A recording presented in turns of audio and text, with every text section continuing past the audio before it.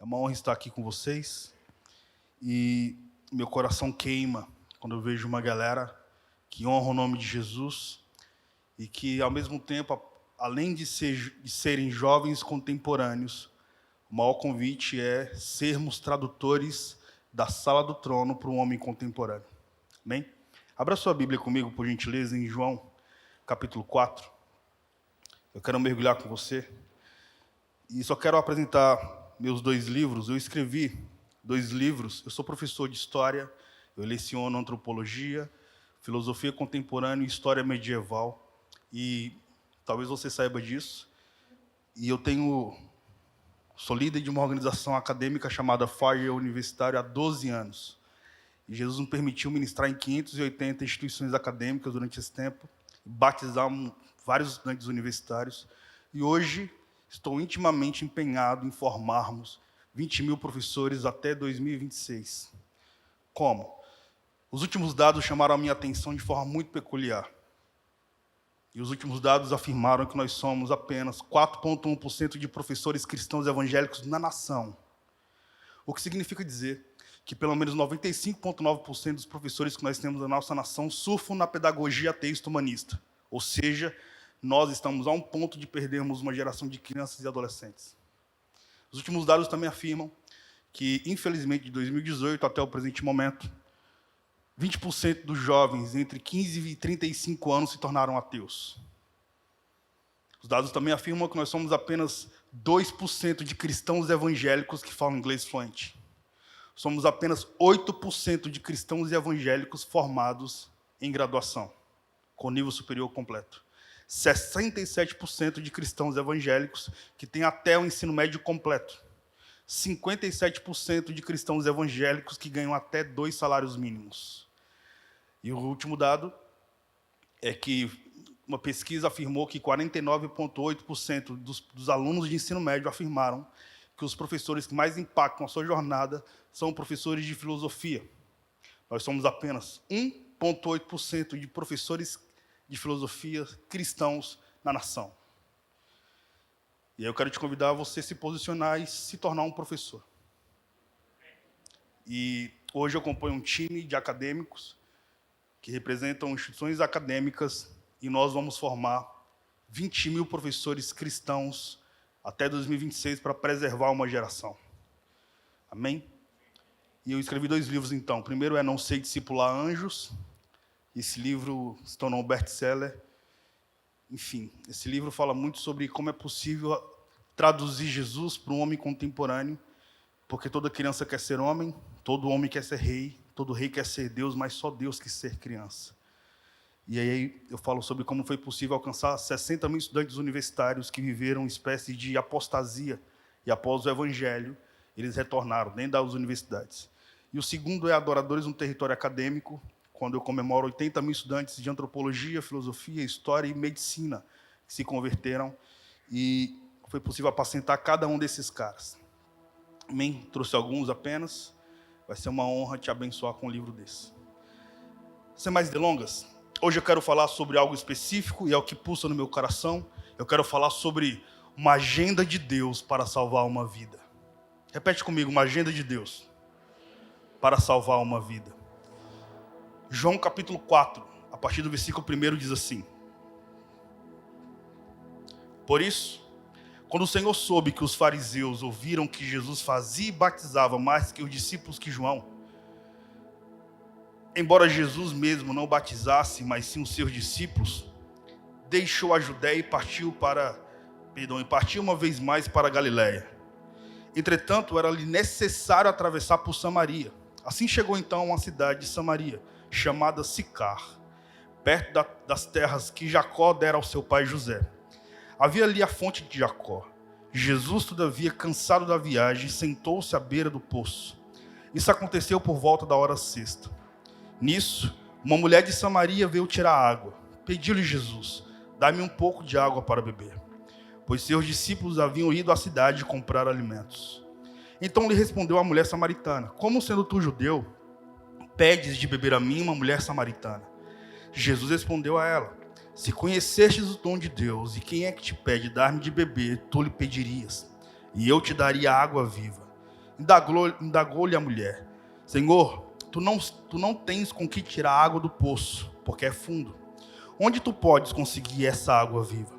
Acaso tu és maior do que o nosso pai Jacó, que nos deu esse poço, da qual ele mesmo bebeu, e bem assim os seus filhos e seu gado? Jesus afirmou-lhe: quem beber dessa água terá sede outra vez. Aquele, porém, que beber da água que eu lhe der, nunca mais terá sede. Ao contrário, a água que eu lhe der torna-se-á nela fonte de água jorrando para a vida eterna. A mulher lhe pediu: Senhor, dai-me dessa água para que eu não tenha mais sede, nem precise mais voltar aqui para tirar água. Pediu-lhe Jesus: vai, chama teu marido e volta aqui. Confessou-lhe a mulher: não tenho marido. Replicou-lhe Jesus: respondestes acertadamente ao dizer que não tens marido, pois 5 maridos já tivestes, e esse homem com que tu vives agora não é teu marido. Quanto a isso falastes a verdade. Reconhecendo a mulher, disse: Senhor, eu percebo que tu és profeta. Nossos pais adoraram sobre este monte, mas vós, judeus, dizeis que Jerusalém é o lugar que devemos adorar. Declarou Jesus à mulher: mulher, podes crer que está próxima a hora, quando nem neste monte, nem em Jerusalém adorareis o Pai. Vós adorais o que não conheceis, nós adoramos o que conhecemos, porque a salvação vem dos judeus. Mas a hora está chegando, e de fato já chegou, que os verdadeiros adoradores adorarão ao Pai em espírito e em verdade, pois são esses que o Pai procura para serem seus adoradores. Deus é espírito, e é necessário que os seus adoradores o adorem em espírito e em verdade. A mulher disse a Jesus: eu sei que o Messias está por vir. Quando ele vier, ele nos esclarecerá sobre todas as coisas.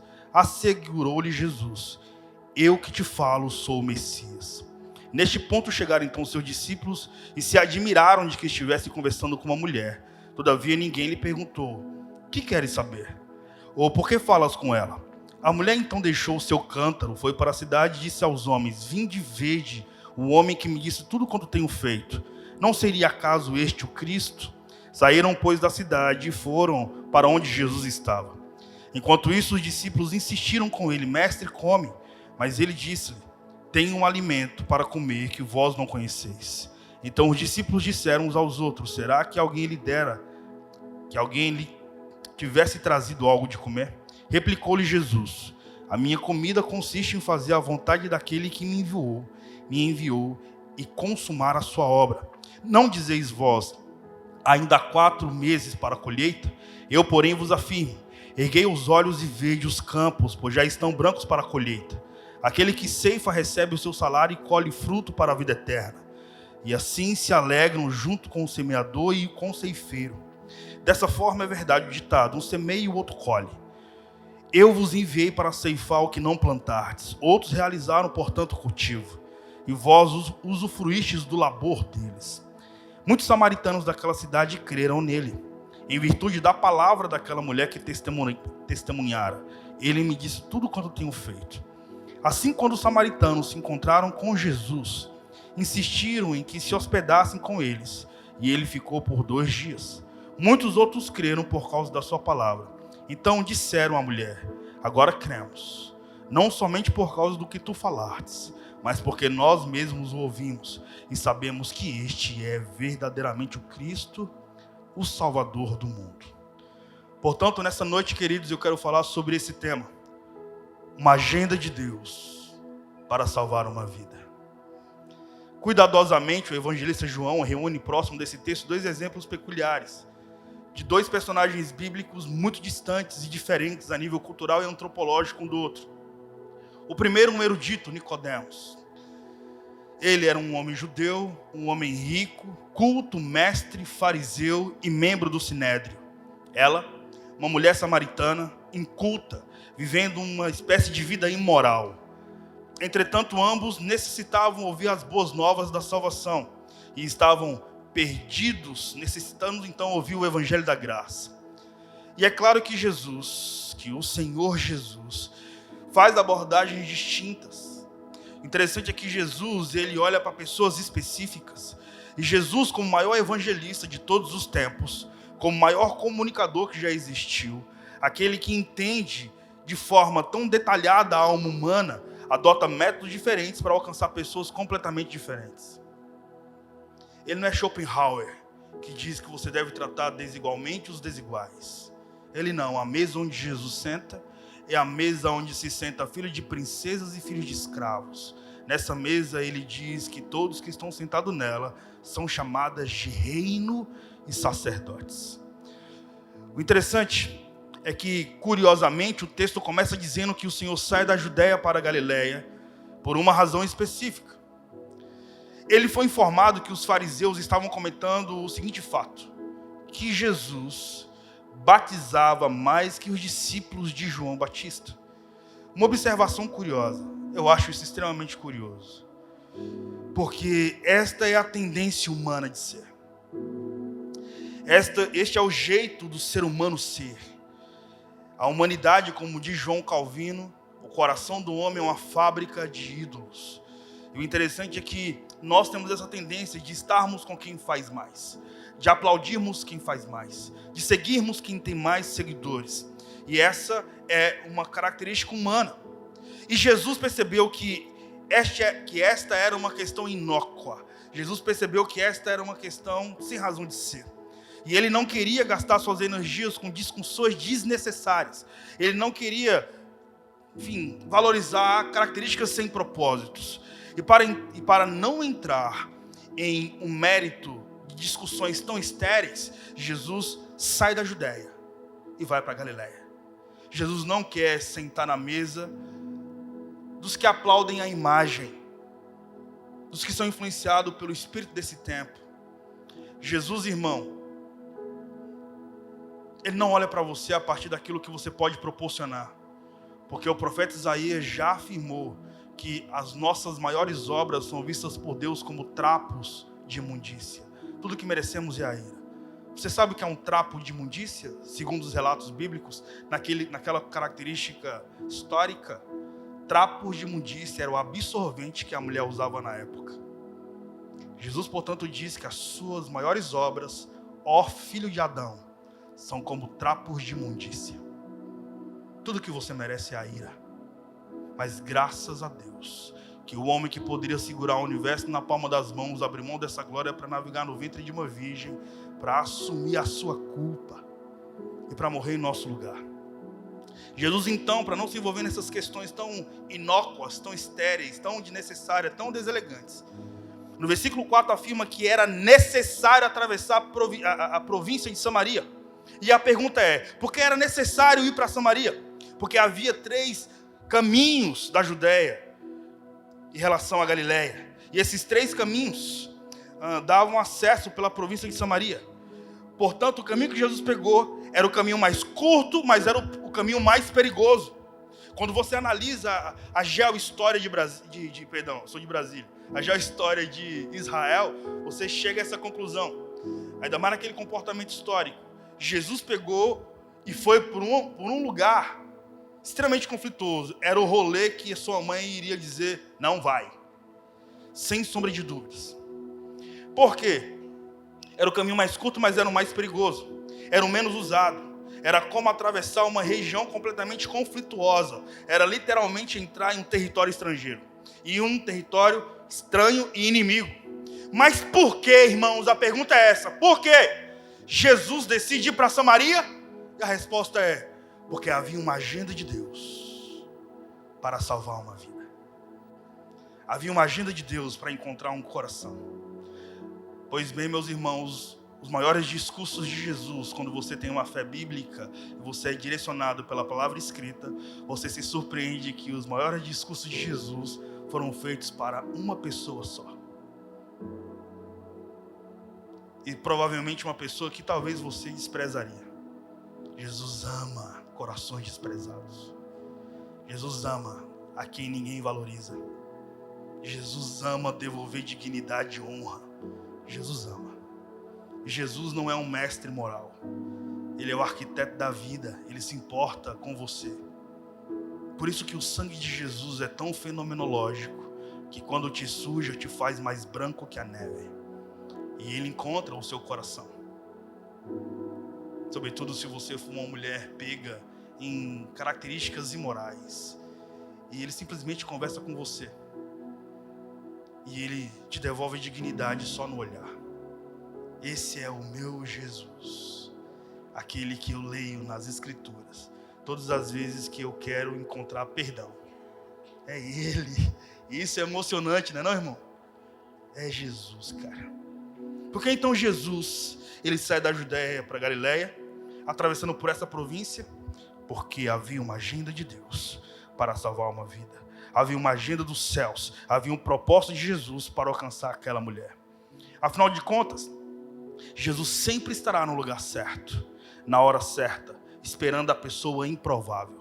E biblicamente falando, Jesus nunca se encontrou com uma pessoa pelas qualidades que ela tinha, mas pelas necessidades que elas possuíam. Jesus, portanto, decide fazer uma viagem pelo caminho mais difícil para alcançar aquela mulher. E como diz o versículo 4, era necessário atravessar pela providência de Samaria, para transformar a biografia daquela mulher, e não apenas para salvá-la, mas para torná-la em uma missionária. Nossa, mano, isso não é empolgante? Quando você olha para Jesus dessa forma, o interessante é que para Jesus alcançar toda uma cidade, através daquela mulher improvável, Jesus teve que ter uma comunidade terapêutica com ela, Jesus teve que quebrar algumas barreiras, Jesus teve que quebrar alguns preconceitos religiosos, e Jesus teve que quebrar alguns tabus antropológicos, culturais daquela época. O Senhor Jesus sempre estabeleceu métodos, mas nunca abriu mão da verdade. Às vezes somos mais radicais na defesa dos nossos preconceitos, tabus e métodos, portanto, sobretudo através das nossas tradições cristãs, do que para salvar uma vida. Às vezes nós relativizamos a verdade, mas nós engessamos os métodos. E o interessante é que Jesus está nos ensinando o que é absoluto, e o que é relativo e o que é relativo. Jesus está nos ensinando de forma profunda o que pode ser mudado e o que não pode ser mudado. E, irmãos, a verdade nunca pode ser negociada. Ela deve ser exposta, mas de forma gentil, porque Jesus é um cavalheiro. Ele não é um anarcopunk convertido. Não, mano. Ele representa o arquiteto da sala do trono. Não uma militância humana. E ele é cavaleiro. Portanto, para alcançar aquela mulher, Jesus quebra alguns paradigmas, tabus e preconceitos. E eu quero mergulhar nisso com você. E é o que eu sinto de ministrar nessa noite. Primeiro, Jesus quebra o preconceito cultural. Notem que Jesus envia seus discípulos para comprarem comida na cidade de Sicar. E eu preciso te dizer que Sicar significa a cidade dos bêbados. Sicar significa a cidade dos embriagados. Mais do que isso, Sicar era um território samaritano. E os judeus entendiam que o pão samaritano era um pão impuro. Os judeus entendiam que a comunhão com os samaritanos era literalmente profana. Os judeus compreendiam que eles não poderiam beber no mesmo jarro do samaritano e muito menos compartilhar a mesma jornada. Mas de repente, imagina comigo, deixa eu te convidar para você dar um rolê no texto. É existe alguém que eu preciso encontrar, mas tem muitos discípulos preconceituosos e hipermoralistas do meu lado. Só que a pessoa que eu vou encontrar é alguém que você reprova. Talvez eu vou encontrar um discípulo do Lula. Por que você está rindo? Ou Jesus não vai alcançar o coração desse cara? Mas como você riu, sabe o que Jesus faz? Jesus diz o seguinte: ei, vai lá comprar pão. Porque se você estiver comigo no rolê, tu vai estragar o evangelismo. Então, queridos, vai lá comprar pão. Aonde? Lá na quebrada. Bem longe. São 2 horas de caminhada. Só lá tem pão. Porque se você estiver comigo aqui e agora, você vai apodrecer o jardim. E há 3 tipos de pessoas que geralmente colam conosco. Primeiro, geralmente cola conosco as pessoas tóxicas. São aquelas onde o microcontato pode murchar a sua rosa. Ela é muito tóxica. Aquela pessoa que sempre tem o que dizer, sempre sabe de tudo, nunca escuta nada. Ela está sempre te interrompendo. Quando tu fala, estou com sono, ela diz, eu também. Nossa, eu li Salmos 91, eu também. Nossa, eu assisti Lorde. Mano, eu também. Ela sempre está fazendo exatamente o que você está fazendo. e ela nunca te escuta, ela é extremamente tóxica. A segunda pessoa que existe no rolê é o pirata. São aquelas pessoas onde o micro contato rouba o seu tesouro. Ela nunca deixa nada, ela sempre sabota o seu melhor. E a terceira pessoa é a pessoa fonte, onde o micro e o macro contato é tão significativo, tão relevante, que ela expõe vida. Os poros dela exalam vida. O perfume dela é diferente, a essência dela é nobre. Portanto, que tipo de pessoa você é? Você é o tóxico? Você é o pirata? Ou você é a pessoa fonte? E Jesus, que é o nosso Deus, Ele sabe quem pode ter contato com a mulher do poço e quem não pode. Então, irmãos, vão comprar pão. Mas não impedem Jesus alcançar o coração de quem você não gosta, de quem você tem preconceito. Amém? Primeiro, então, o tabu que Jesus quebra é esse.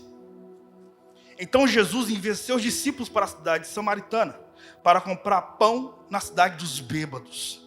Aqui Jesus está quebrando tabus, quebrando preconceitos, quebrando alguns protocolos. E Jesus é bom, irmãos, em quebrar protocolos. Segundo tabu que o Senhor quebra é o fato cultural. Um homem não falava em público com uma mulher. Para você ter uma noção, um rabino não poderia falar em público com sua própria esposa. E muitos judeus ortodoxos ainda preservam essa cultura.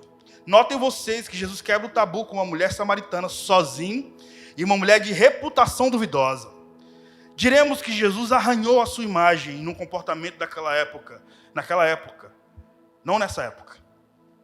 E o interessante é que ele literalmente correu o risco de ser mal interpretado pelas pessoas, quebrando talvez o maior protocolo de convivência social do judaísmo clássico.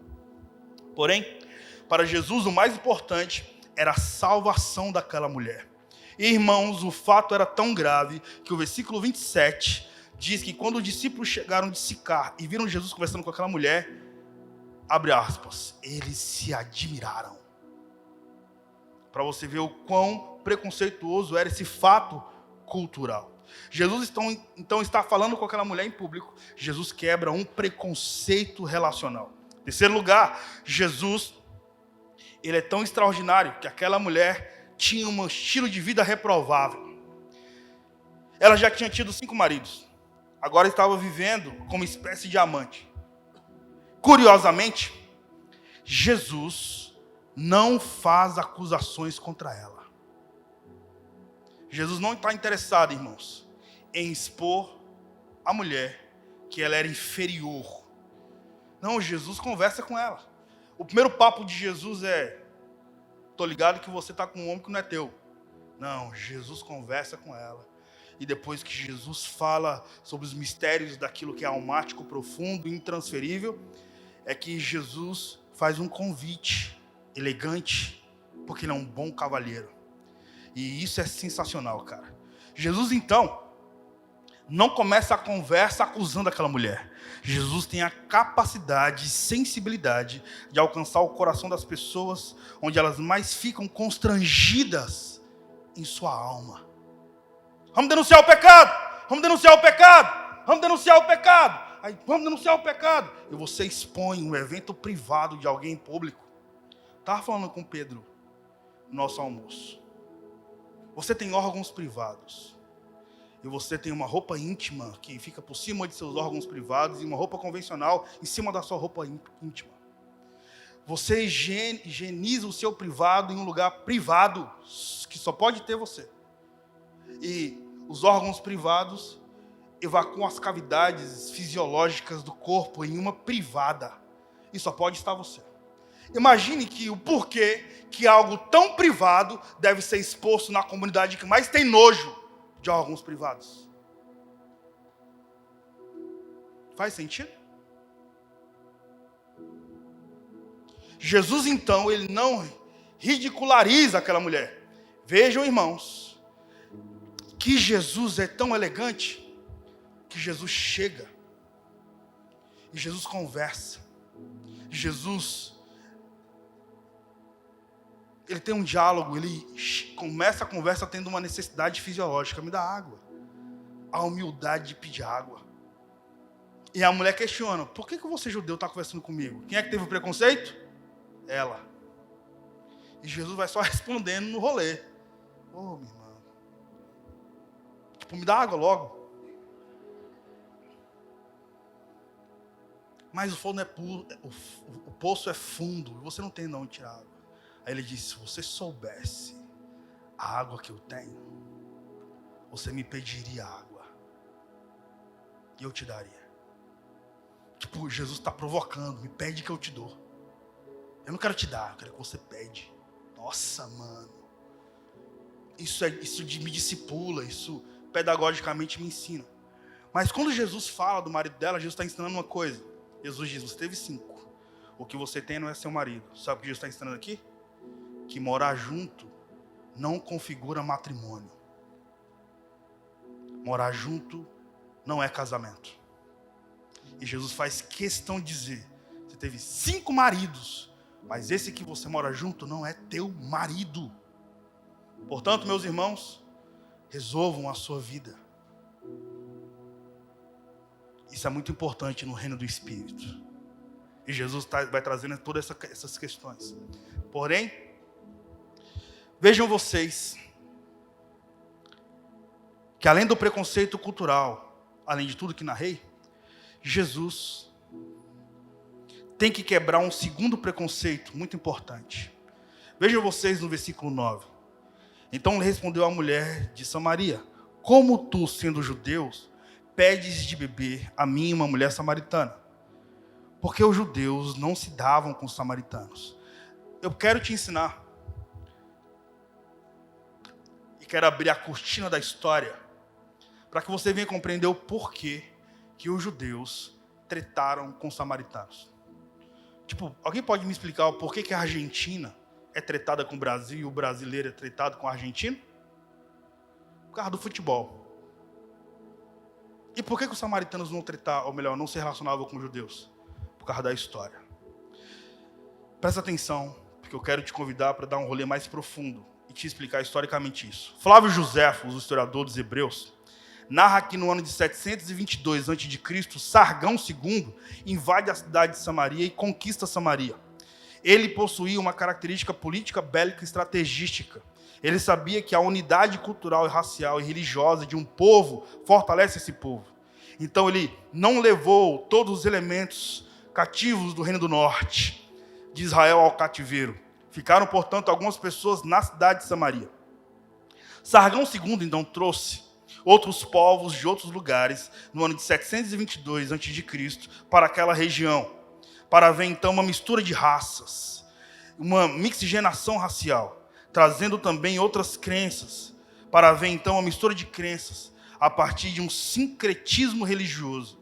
A partir de então, formou-se então um povo híbrido, um povo sincrético, um povo com mistura de raças e com mistura de credos, para estrategicamente gerar fragilidade na cidade de Samaria. Pois bem, o reino do sul, também chamado de reino de Judá, também foi levado para o cativeiro mais tarde, no ano de 586 a.C., por Nabucodonosor. E o interessante é que o cativeiro do Reino do Sul durou 70 anos, segundo as profecias do profeta Jeremias. Em 516 a.C., os judeus, portanto, voltam do cativeiro para Jerusalém, através da liderança de Zorobabel, para reconstruir o templo.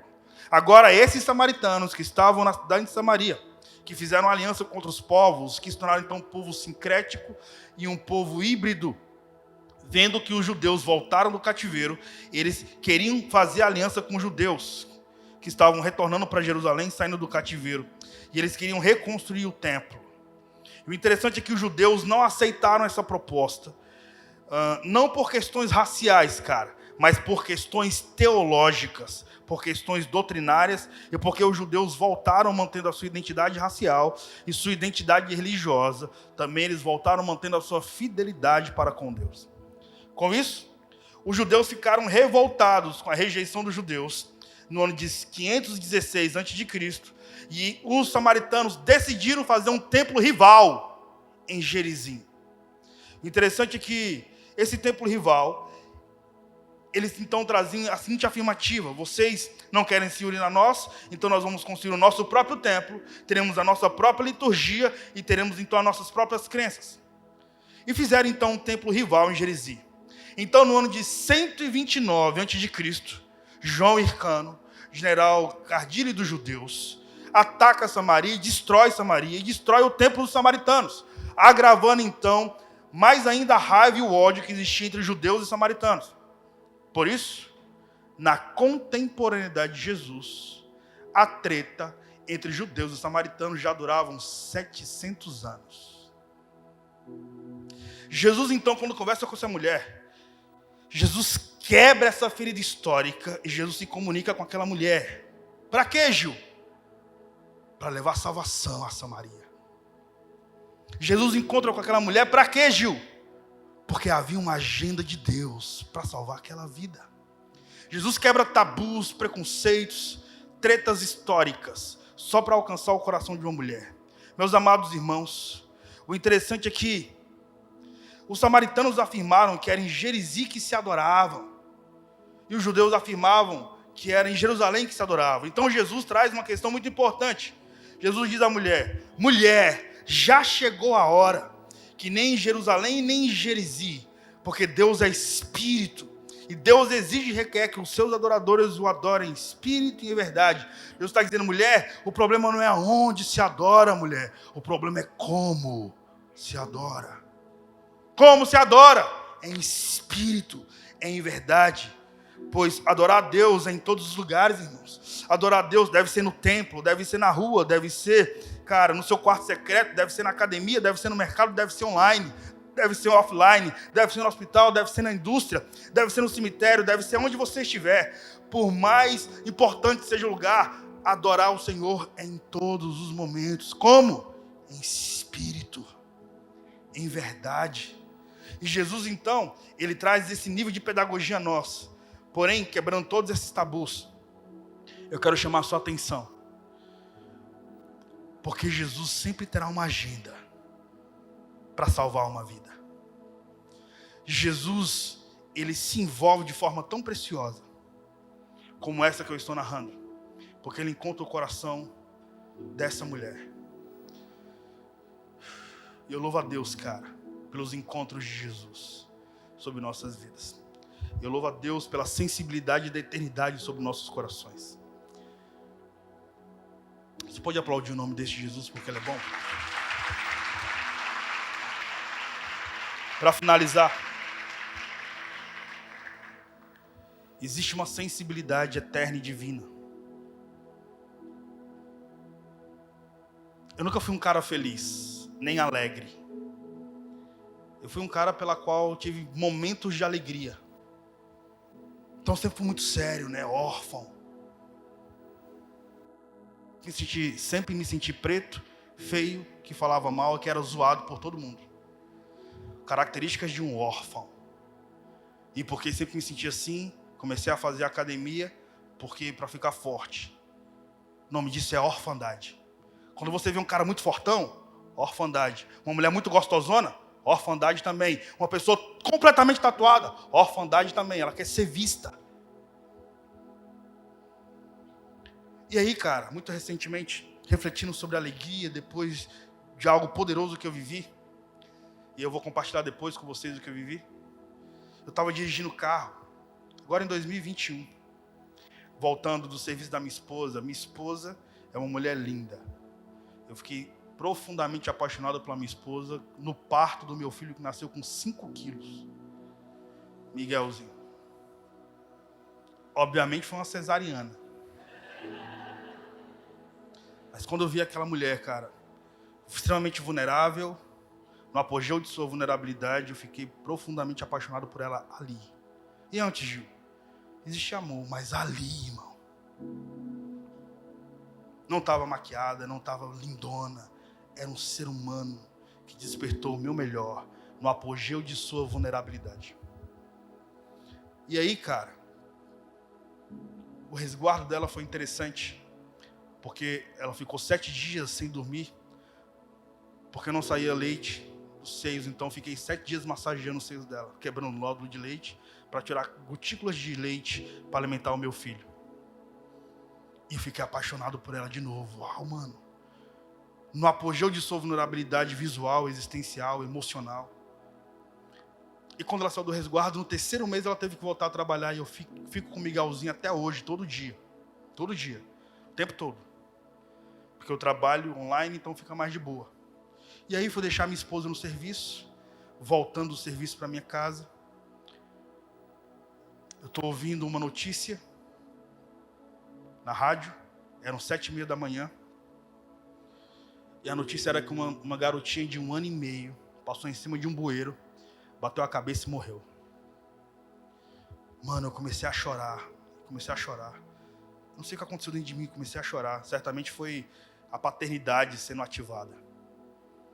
Eu estacionei o carro no horário de pico.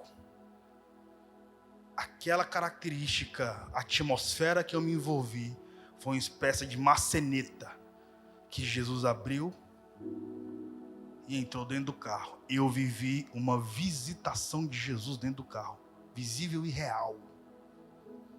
Ou seja, eu vivi uma teofania. Eu fiquei 2h30 chorando e gaguejando, assim, tremendo dentro do carro. E Jesus estava do meu lado, literalmente, cara. Aquela presença não era do Deus Pai, aquela presença não era do Deus Espírito, aquela presença era do Deus Filho. Era um nível de amor, mano. E eu precisava de um toque de alegria, porque eu nunca tinha vivido a alegria constante. Eu era só visitado pela alegria, e ela desaparecia da vida. E aí Jesus, eu senti, cara, ele não me pegou, não tocou em mim, ele só triscou em mim. Quando ele trisca em mim, você sabe que esse tempo que nós vivemos hoje se chama Cronos. O tempo formado por segundos, minutos, horas, dias, semanas, meses e anos. Cronos. O tempo em que Deus está agora e os demônios estão agora se chama Aion, tempo eterno.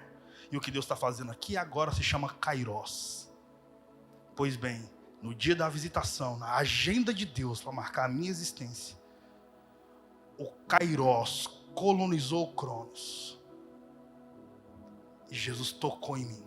Eu fui transicionado para uma dimensão que eu nunca tinha entrado antes, nunca tinha estado nesse lugar antes. E aí, cara, todas as dores existenciais que eu vivi, todas, desde a minha infância, começaram a passar em milésimo de segundo na minha mente, todos os momentos mais vulneráveis que eu vivi. E minha mãe foi mendiga até os 9 anos. Meu pai foi, enfim, de uma facção criminosa, foi assassinado no meu aniversário de 3 anos. Minha mãe ficou sem recurso para criar 3 filhos. Começou a traficar drogas. Infelizmente foi presa em 91. Saiu da cadeia em 2014. Eu sofri demais, irmão, na minha infância. Minha mãe se converteu dentro do presídio, porque uma senhora faleceu. No dia do velório a mulher ressuscitou e pregou para minha mãe em 92. Eu cresci ouvindo mais sobre Jesus no colo da minha mãe presa do que ouvindo os maiores pregadores do Brasil. Então imagina, por isso que o sofrimento era uma realidade. Mas quando Jesus triscou em mim, triscou, ele nem tocou. Mano, todas as cenas vulneráveis, sofridas de orfandade, de dores sociais e existenciais que eu vivi, todas elas Jesus aparecia. Jesus disse para mim, sabe, filho, todos os seus momentos tristes, sofridos, isolados, humilhados, eu sempre estive com você. E aí, como ele tocou em mim, cara, eu conseguia ver todas as cenas da minha existência, da minha biografia passando, as cenas vulneráveis e Jesus vindo. Lembra aquele dia, filho? Eu que estava lá. Lembra aquele recurso que chegou do nada? Eu que enviei. Lembra os momentos mais sofridos? Eu que estive contigo, filho. Por quê, irmãos?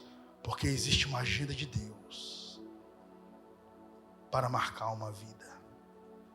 E eu quero finalizar dizendo isso. Eu tenho tanta coisa para falar, mas o tempo é curto. Mas o que eu tenho para dizer durante esse tempo que me é dado, eu quero te dizer que Jesus marcou uma agenda para a sua vida hoje. E talvez, cara, você não compreenda. Enquanto eu estou ministrando, eu vejo pessoas chorando. Enquanto você está ouvindo isso, eu vejo pessoas com lágrimas nos olhos. Independente do que você viveu, saiba que existe uma agenda, um dia e uma hora agendada nos céus para tocar de forma fenomenológica a sua existência. Abaixe sua cabeça, feche os seus olhos. Espírito Santo, eu te agradeço pela vida desses irmãos. Se for possível, o time de louvor colar. E eu oro, Pai Santo, abençoando essa geração, abençoando esses irmãos. Quantas vezes, filhos, vocês não estiveram sozinhos e o Senhor foi a sua única companhia? Quantas vezes os ventos sopraram e o Senhor foi a sua única rocha sólida? Jesus manda dizer nessa noite, filhos, vocês não são órfãos. Ele exerce paternidade sobre a sua orfandade. Enquanto eu falo isso, eu sinto o Espírito Santo vindo. Na verdade, eu sinto confiadamente no Espírito. O Espírito Santo vindo. E relembrando pessoas. Lembra aquele momento sofrido que você viveu, filha? Filho, era eu que estava com você. Lembra aquela dificuldade que era impossível você superar?